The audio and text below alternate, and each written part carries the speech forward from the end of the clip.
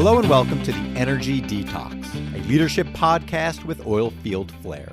Our mission here and the mission of our sponsor, Whitting Partners, is to help you practically find and remove the junk that is unwittingly holding you back from producing sustainable success in both your professional and your personal lives. I'm your host, Joe Sinnott, and today we're going to talk a bit about an all too common data problem that can severely damage your ability to make decisions and can destroy your effectiveness as a leader. And that problem arises when you or your team produce good or bad results that seem rather straightforward, but that often tell an inaccurate or at least an incomplete story. And the primary goal of today's conversation is not to boost your data literacy or arm you with data analysis tools and tricks. No, the goal today is to simply encourage you as you go throughout your day and as you think about the decisions you make and the outcomes that are produced to ask yourself, do my results speak for themselves?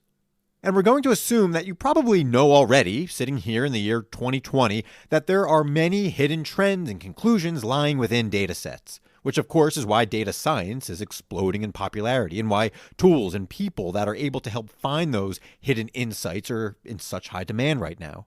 So we're not going to spend time trying to convince you that data analysis can reveal answers that aren't obvious, because that conclusion is, well, obvious.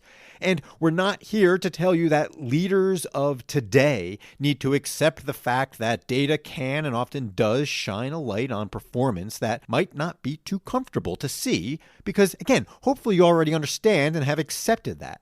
We are, however, challenging you to take that same understanding, that same acknowledgement that data can indeed be misleading, that same appreciation for how often results should not be taken at face value, and to apply that understanding to the smaller decisions you make every day in both your personal and your professional life. We're using this episode to caution you against reading too much into the results of your decisions and thinking that a single decision definitively reflects your competence and your ability. And to be very clear, we don't want you to go through your day looking for excuses when something you do leads to poor results. But the goal is to remember that you can take full ownership and full responsibility for your decisions and your actions while also realizing that a single decision and a single result does not have to define you. And it does not have to limit the confidence you have to make future decisions. And even if you feel you already do a great job of learning from mistakes and unintended consequences of your decisions, and you don't need a 30-minute pep talk from some self-proclaimed coach, then ask yourself how effective you are at preventing others from defining themselves by the results of a single decision, and whether carrying the mindset we're discussing today with you can help you be a better leader, a better teammate, or even a better parent. And there are two inspirations for today's conversation. One from the world of oil and gas and one from the world of professional gambling. And yes, I understand that sometimes those worlds do collide. But that first inspiration was a leader that I reported up through about 10 years ago. And this leader, widely respected for his knowledge of drilling operations, not known to beat around the bush with folks, and certainly demanding of those who worked for him, would use the phrase, "the results speak for themselves." And the context in which I most clearly remember that phrase being used by him was around the schedule that his employees worked, when the question occasionally came up about when people might be expected to show up at the office in the morning, and how late they should be staying, and whether they were taking long lunches, and how much they might be working or not working on nights and weekends, and which days they wanted or needed to take off. The simple guidance that he gave to his management team was that the results speak for themselves. If people are getting the job done, and assuming they are salaried employees exempt from federal overtime laws, of course, in case there's some HR professionals listening who certainly want to ensure that everyone abides by the standards that our government has set forth, then it really doesn't matter what hours the people are working, or whether they come into the office on a Friday that they were scheduled to work, or whether they decide to make it a long weekend because they got everything done that they needed to. They're getting paid to do a job. not to simply show up and sit at a desk. And in the oil and gas industry, with 24/7 operations and constant issues that pop up at all hours, the idea that you get the job done regardless of how long, or short in some cases, it takes might seem like common sense to many of you. Yet it's amazing how often employees can develop a mindset where they overvalue the idea of simply showing up at the expense of achieving actual results, which of course should be the ultimate barometer of performance. And so throughout my career, when faced with people who asked about taking time off or swapping out a day or an afternoon here or leaving early or coming in late, I was always very quick to repeat back that, hey, the results speak for themselves and that you're responsible for managing your time. So whatever you need to do, do. And I, as a supervisor, really wasn't concerned. I mean, I had good teams working for me. I could trust my people. But, ultimately, it's one thing to tell an employee that you trust them to make decisions on the hours they work, but it's still human nature to doubt that the manager you just asked permission from is really cool with it. And whether that manager or supervisor, might just be nice and is secretly questioning your commitment to your job. So when you tell someone that you still expect results and that you don't necessarily care how they arrive at those results, you as a leader are not only displaying trust, which you want to do, but you're providing a friendly reminder that you're not just being nice. You're doing your job as a supervisor, treating your employees as adults and allowing them the freedom to do the job they are paid to do, while still offering a friendly reminder that you're still going to hold them accountable for the results that they produce.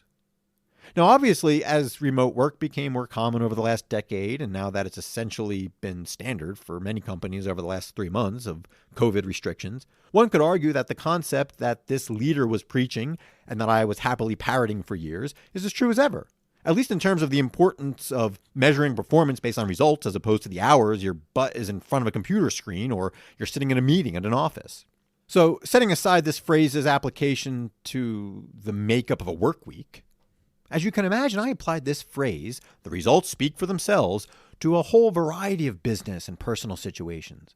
If a vendor's tools are consistently failing, it's easy to say, well, the results speak for themselves. We're going to go in another direction and choose a different vendor. Or when one of my children goes 3 seasons without scoring a goal in soccer, and 2 of those seasons don't even have goalies, at some point, I found myself saying, well, the results speak for themselves. Soccer probably isn't for him.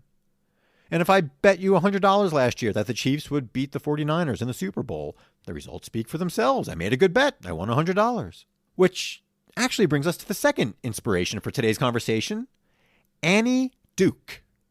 And if you haven't heard of Annie, she is a former professional poker player and current decision strategist who wrote a book in 2018 called Thinking in Bets, Making Smarter Decisions When You Don't Have All the Facts. And while there are a lot of good and practical observations in the book, the biggest thing I took away from the book was actually at odds with the idea I had been repeating for years that results speak for themselves. And that takeaway was that we shouldn't confuse the quality of the outcome with the quality of the decision.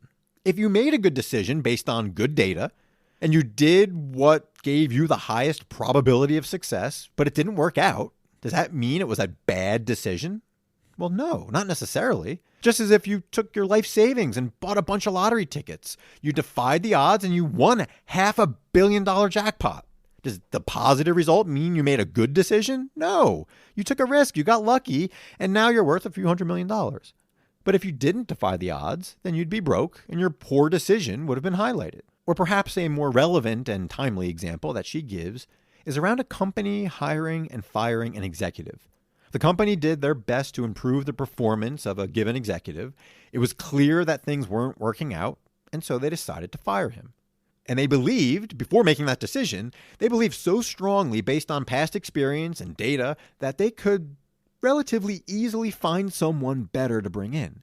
But then as time went on, it turned out they weren't able to find someone else to bring in. And so instinctively, the question now is, well, should we have made this decision? They're second guessing the sound decision they made because of the results or lack of results in trying to hire his replacement. So even though the decision to fire him was sound and thorough and would have been brilliant if things worked out as planned, they felt like the results were a reflection of a bad decision. And when I look at all of the mishmash of data around the oil and gas industry right now, the financial markets, COVID-19 statistics, it has become abundantly clear that results very, very often don't speak for themselves. And they don't always reflect the quality of the decisions being made within organizations.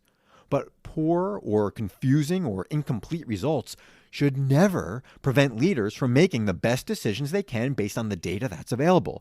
They should never be paralyzed and fearful of making decisions because of what poor results might materialize or what poor results may have happened before. Now, obviously, if we want to focus on energy stocks, we have no shortage of poor results to speak of, despite the uptick in stock performance over the last couple of days. But obviously, we know how little short-term stock results say about a company's leadership. Even though when a company stock drops 50%, it's easy to say that the results speak for themselves and the leadership of that company must not be very good. Or if it jumps up 50%, then one might be tempted to say, oh, what a good job they must be doing. But obviously doing so without any additional information is just wrong, if not intellectually dishonest, because it's the long-term performance of a company that generally does tell a more accurate picture, especially if compared to similar companies, or when an entire sector flounders, as energy has recently, when compared to other sectors. And while that picture right now may very well point clearly to years of capital destruction and other issues, and while some might legitimately question the leadership and governance and strategy of such companies, looking solely at the results of the stock price over the last, say, couple of months, or in the days following a major announcement about an acquisition or some restructuring or a merger or whatever, doesn't necessarily reflect the quality of the decisions that have been made. And often it's a situation where those short-term results do not at all speak to the skill and competence of leadership. And hopefully the leaders making the decisions in those situations, even if they do turn out to be incredibly awful and foolish decisions, know that they shouldn't judge themselves on the short-term results of a single decision, regardless of how big it might be. Which brings us back to you. And while you might not be leading a public oil and gas company, you are still tasked with making countless decisions every single day, many of which might be inconsequential. And it's important to ask yourself how much you unwittingly beat yourself up over the decisions that don't lead to the results you want. For instance, you pick something for lunch that you didn't enjoy. Or you decided to stay inside and work over lunchtime instead of going out for a walk because you thought it was going to rain and it didn't, and you wished you'd gone outside instead. And even if you don't dwell on the decisions, how often do you let them chip away at your confidence in making future decisions? Because you know that making well-informed decisions that lead to bad results is going to happen. It's going to happen all the time. But are you still calling such decisions bad decisions? Or are you allowing others to feel like good decisions that just didn't work out are bad decisions, and that they somehow suggest that the decision maker in those cases is incompetent? Those are strong words. And yes, it's important that people own their decisions and take responsibility and do not lean on excuses. But it's also important to ask the simple question of whether the results you're analyzing do or do not speak for themselves. And sometimes the answer to that question is more apparent than others, with sports being probably one of the best examples of times when the results do speak for themselves and times when they don't. Because with sports, especially with something like Major League Baseball, where teams in a normal season that's not pandemic shortened, they play over 160 games. Batters have hundreds of at-bats and pitchers throw dozens of innings and face hundreds of batters each season. And in baseball, everyone knows that one bad at-bat or one poor performance for a pitcher, heck, even a month-long slump for a player, doesn't define how good that player is, especially if they're a veteran with years of experience and data to support how good they really are. So if a pitcher gives up, say, a home run at an inopportune time, or a batter looks at strike three with the bases loaded, you as a fan might have some choice words, but you know that one limited result doesn't speak for the player's value to a team.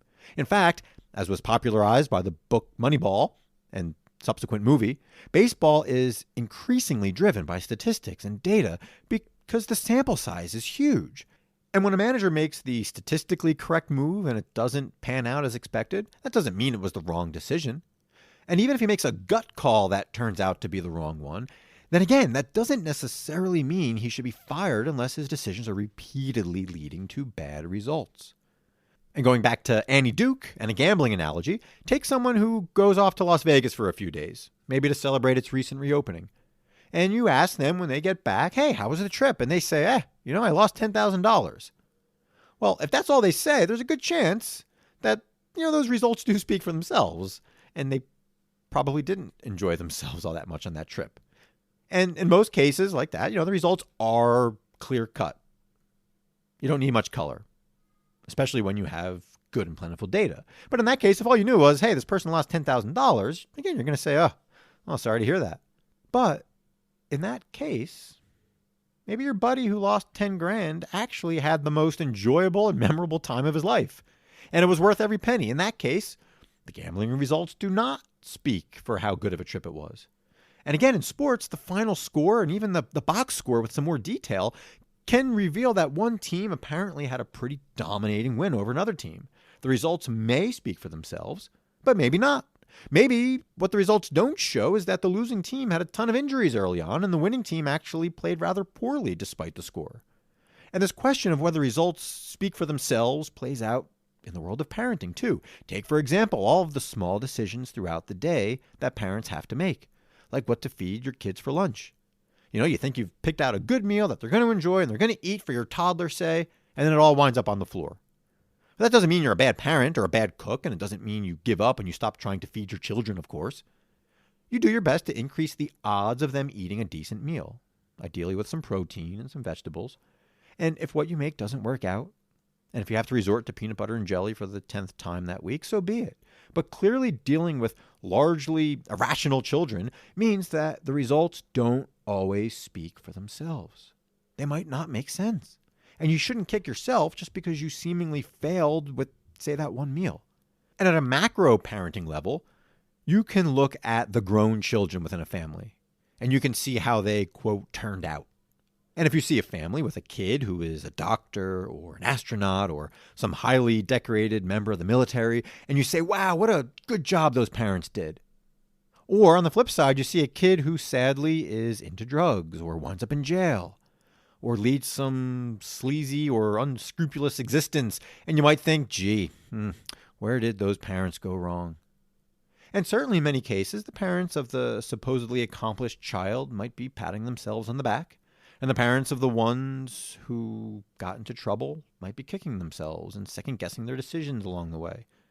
But the reality is that there are tons of variables that determine the direction of a person's life. And while the stability and love of a family is statistically one of the best barometers of success, there are tons of outside forces that parents can't control. And this is obviously not making excuses for parents. And it's not shorting the parents who really did do a great job. But a small sample set can only tell you so much. And when you're looking at a snapshot of a family with one or two kids, say, sometimes the results don't speak for themselves. And often they can't capture 2 decades of development that helped shape those children.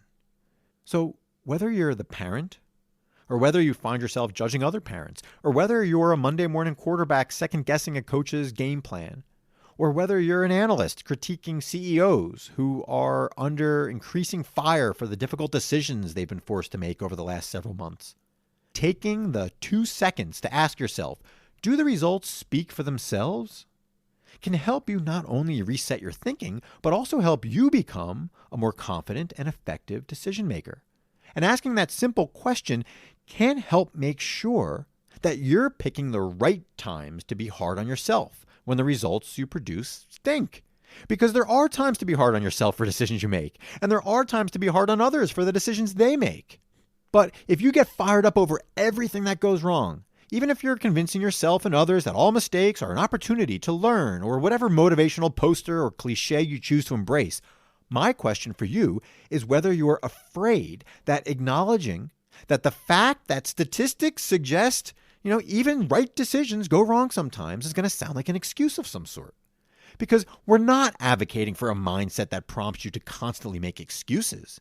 The goal of the Energy Detox and Winning Partners is to make sure you're not unwittingly limiting your ability to achieve future success because you refuse to objectively look at your results and realize when an undesirable outcome does not and should not speak for who you are as a leader and a decision maker. And the impact of the coronavirus has provided plenty of pretty significant examples of this in people's lives that, can have some pretty intense impacts on their stress levels and psychological well-being. And while I'm not a psychiatrist, I can appreciate the anecdotes you hear of people who feel like they let themselves or their families down because decisions they made, combined with a global pandemic, to lead to rather unimaginable results. For instance, if you had just purchased a new home, got a mortgage, and then lost your job back in March, is suddenly being in a position where your mortgage payment is going to be difficult to make a reflection on you as a decision maker? Well, no, not necessarily. If you made a responsible decision based on the data available and you played the odds and you assumed a reasonable amount of risk, then the results don't say that you messed up. They say that a global pandemic caused you to suddenly lose what everything suggested was a stable job and a logical investment. And if you were a small business owner who had done everything right for years and then had to shut down a couple months ago, do you all of a sudden question your decision to not sell the business years ago when you could have? Or question your decision to continue growing because you recognize an opportunity to provide more jobs to people and to provide valued services to your community? Well, yeah, of course you question your decisions. That's human nature. But should those questions lead you to believe that you messed up? No. The results of you losing your company do not speak to your abilities to lead a business as much as they speak to other factors outside of your control that had very low probability of happening. And these two examples may seem obvious and almost juvenile to some of you. And one doesn't need a professional coach to point out the obvious fact that the results here and outliers don't tell us much about the character or the capabilities of the decision makers. But what about when such results are not obvious? What about when you get fired from a job when everything seemed to be going fine and there's no pandemic-induced layoffs or furloughs? What about when you're looking to find a spouse and you're not having any luck for a long period of time? Are you kicking yourself and psyching yourself out that you're incapable and incompetent and not making the right decisions and somehow a failure? Are you telling yourself that you're an idiot instead of acknowledging that sometimes the right decisions and the right approach doesn't lead to the ideal result? And on the flip side of this, when you make the wrong decision that happens to work out right, can you at least admit to yourself, even if not to your team or your family, that you lucked out? And whether the results are good or bad, obviously we know that we can and should be looking at all times for lessons learned. But in the heat of the moment and in our busy lives, sometimes it's impractical to do a post-mortem on every single decision and look for those lessons.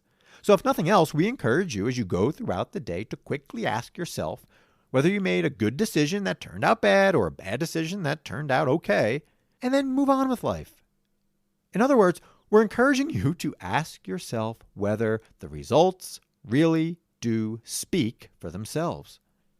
And obviously, you could spend the rest of your life reading books and articles about how important failure is for long-term success.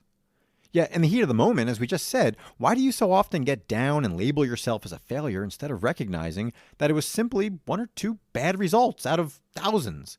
Why do you ignore what you were taught as a child, that you can't judge a book by its cover? So, when you go ahead and unfairly judge yourself by one bad result, that's exactly what you're doing.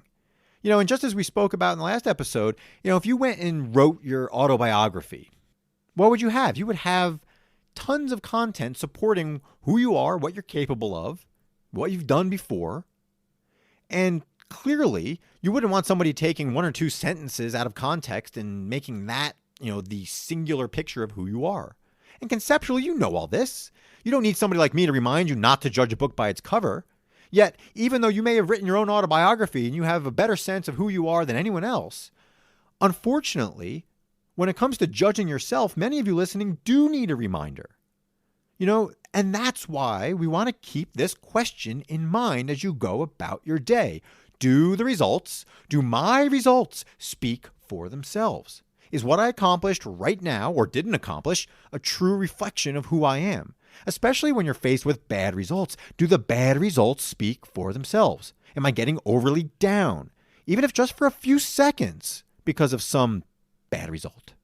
And again, this can apply in even the smallest and most inconsequential moments. Say you're baking something and you burn a tray of cookies that you had in the oven, and you instinctively question your culinary skills instead of just laughing at the countless things that Martha Stewart's probably burned throughout her life. Or if you want to stick with the cookie or food theme, if you're at a restaurant and you're choosing what to eat from a menu, and, if you choose and you don't like the results of what you choose, do the results reflect poorly on your ability to make a decision when it comes to ordering food? Well, no. Unless the data shows that 95% of the time you manage to choose the worst possible food item or dessert on the menu, then no, the results of your decisions don't say anything about you other than maybe something about your taste buds at that moment. And this silly example is actually one that my wife and I deal with all the time with our 5-year-old, who really struggles making decisions, especially when there is no clear right or wrong answer. So if we ask him whether he wants a cookie or ice cream for dessert, for example, he can't decide. And not because he doesn't prefer one over the other in that moment. It's because he's paralyzed by a fear of making the wrong choice, and that if he doesn't like what he chooses, it means that he failed in some way. Now, fortunately for his older brother, this is all a non-issue, because his response to such a decision would be, "Dad, this is America. I want cookies and ice cream." But seriously, though, how often do you get down because the decision you make doesn't have the results you or others hoped for? And how might this hurt your ability to make future decisions? And how might your negative reaction be impacting those around you, whether you're a leader or an individual contributor of some sort? Because I know for my wife and I, it's agonizing helping our 5-year-old through decisions. It really tests our patience, especially when the other 3 kids are screaming or fighting, and we don't have spare time to help with a relatively simple decision. And at least for me, the only reward when the decisions involve food is that I get to eat whatever he decides he doesn't like. But in many cases, you don't have that luxury. And the reality is you just need to make a decision. And this concept applies in some of the biggest and most important areas of your life. Not that choosing desserts isn't important. So, consider, again, relationships, which we've talked about, children, careers, all of these things are big parts of our lives. But the reality is that sometimes, in fact, many times, the results don't speak for themselves. Sometimes the data does not reflect how good of a spouse you are, or how good of a parent you may be, or how good of a baker you may be. Especially when, as we said before, the sample size is relatively small or incomplete. And even in the world of health, how much you weigh or how much weight you have lost is not the only measure of health. And losing 20 pounds when you had 20 pounds to lose is rarely a bad thing. But obviously the results can be misleading if you, say, did it by starving yourself or some other unhealthy approach. And just as someone who has been working out and eating well yet still can't lose the pounds he or she wants to, can look at the results or lack of results and become frustrated. And certainly a trainer or a health coach would immediately tell that person that their weight is only one measure of health and that they are undoubtedly stronger and healthier no matter what the scale says. Although, since I just spent a few minutes talking about cookies and desserts, clearly I am not the person to talk to when it comes to physical health and wellness. But that being said, the world of health and wellness and safety provides a ton of examples of times when results can indeed be misleading. Take the 100-year-old man who has smoked 2 packs of cigarettes per day since he was 15, drinks a bottle of whiskey a week, and who's lived primarily on bacon and candy for much of his life. We all know, despite the fact that we wish he has found the secret to longevity, that statistically he's probably an anomaly, and that the results of this one man living to 100 probably don't speak for themselves. And there are other factors and variables at play, of course. And on the safety front, there are plenty of examples of people who were in nasty car accidents and who weren't wearing a seatbelt and who were thrown from their vehicles and somehow landed safely enough that they wound up surviving. And in some of those instances, if they had been strapped into their vehicle and their seatbelt, they definitely would have been crushed to death or burned up or whatever. And again, the results in this one instance do not reflect the overwhelming odds of people who don't wear seatbelts. In this example, that person may be very fortunate. They defied the odds. And in this one case, their statistically poor decision not to buckle up actually saved their life. But of course, that doesn't mean that they should continue driving without a seatbelt. And that doesn't mean that people who are crushed and die in car accidents made a bad decision to wear their seatbelt, of course. So why do we so often in our personal lives forget that life is about making calculated decisions, assuming some risk, and moving forward knowing that we can only control so much? Why do we get hung up on poor results, even if it's just for a brief moment? So that being said, please remember that an individual decision should not define you. It's the series of decisions you make over and over and over again that reflect your abilities to make sound decisions. And if you start to get hung up on a decision here or a decision there, and if the occasional poor result causes you to lose confidence in your leadership and your competence, it's going to snowball, and you'll lose effectiveness and respect, and will find yourself living in a self-fulfilling prophecy like my 5-year-old son, who has convinced himself that he can't decide between ice cream and cookies. And with that, today's final question to ask yourself is, how successful am I at remembering that a single poor result does not diminish my leadership competence? And how effectively do I empower my stakeholders to realize that limited results should never define them without granting them permission to make excuses and run away from their responsibilities? And as you ponder that, please allow me, your host, Joe Sinnott, to thank you for making the decision to listen to today's episode. Especially those of you who right now feel like you just wasted 30 minutes and are now questioning your decision-making abilities. And if you'd like to share your story of times when good decisions led to bad results, or if you'd like to learn more about the Energy Detox or its sponsor Winning Partners, please visit us at theenergydetox.com. And until next time, and despite the fast-paced, overhyped world we live in, where poor decisions are amplified rapidly, please do your part to define yourself and others by more than a single snapshot in time, and to be on guard for those times when the results really don't speak for themselves. Thanks again.